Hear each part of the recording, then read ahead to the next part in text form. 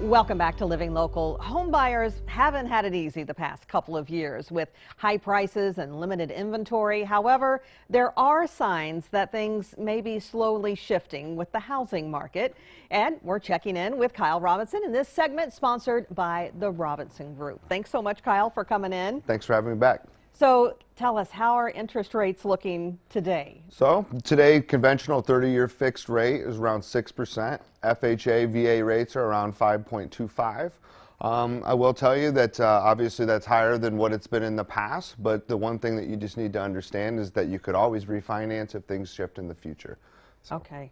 So as far as how are interest rates affecting the housing market? Yeah, so let's talk about that, right? So what's happening is people that were approved, let's say last year or even as soon as January, those particular people, what they were approved for before has actually changed now that the interest rates have gone up. So purchasing power has gone down for some folks, which has eliminated some people from the buyer pool as they wanted a specific price of home and now they can no longer afford it. Yeah. I will tell you there's plenty of people out there buying houses though, so the interest rates really haven't affected us completely. Yeah. It's just eliminated some people from the buyer pool, or maybe they thought about waiting. Yeah, I have seen, I've noticed that homes still are going fast. Yeah, there's over 900 pendings right now and only 700 some active, so there's more pending than active. Oh my goodness.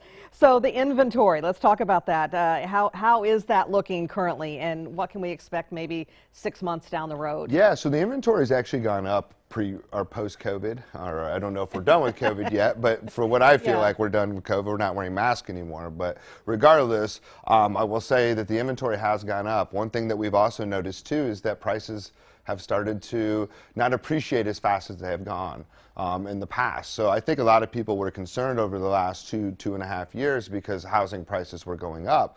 But I truly believe that we just got to a point where we needed to be prior to. So I don't think that they're going to be going down. I just don't think they'll be going up as fast as they were before. Okay, all right. So is now still the time to buy or sell a house? Yeah, I think absolutely. I think if you're in the market and it fits your needs to buy a new home or sell a home, absolutely it's a great time to do it. But it's always a good time to do it. And especially right now with the higher interest rates, right? The thing is people are eliminated. So you could go out and find your dream home right now. It doesn't have to be your dream interest rate. If interest rates drop in the next 18 months, you could have potentially been in a pool of which buyers have got scared and ran away, and you could have found the house of your dreams, and then 2 years from now we refinance, because interest rates don't affect us for over 30 years, right? So it's one of those things that I would not buy a house because the interest rate's at 6% right now. Yeah, that can always change. Yes. So have you seen a shift in the process of buying a home? Yeah, absolutely. I would say roughly we're in what's called a cooling down phase. We're not in a housing crisis, especially here in the Quad Cities and in the state of Iowa. I feel like we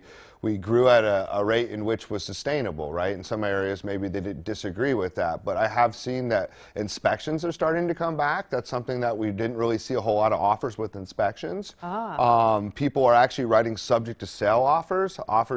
Their house isn't even sold, and they're writing offers on that. So really seeing a shift in the market where maybe I would say in specific niche areas, it's still a seller's market, but we are shifting more back to a neutral area. Okay, so. Well that's nice. I think that's good. That's good to hear. Yeah, right? Buyers will feel better about it. Agents will feel better about it. For sure. So what can you do right now to increase your odds in getting your offer accepted on that dream home? Yeah, so I mean, certainly if you're in a competitive pool and you're in a competing offer situation, some of the things that we've seen that have been winning the bid, non-refundable earnest money, waiving inspections or minimal inspections, very minimal contingencies.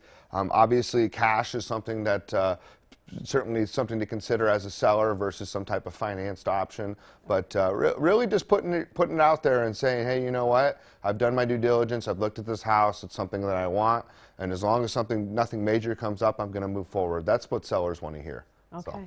All right. Well, Kyle, always great to have you here. Yeah. Always learn something too when you come on. Well, I really appreciate you guys having me back. So. All right. Well, thank you again. And this segment was sponsored by the Robinson Group. For more information, check out trgmove.com.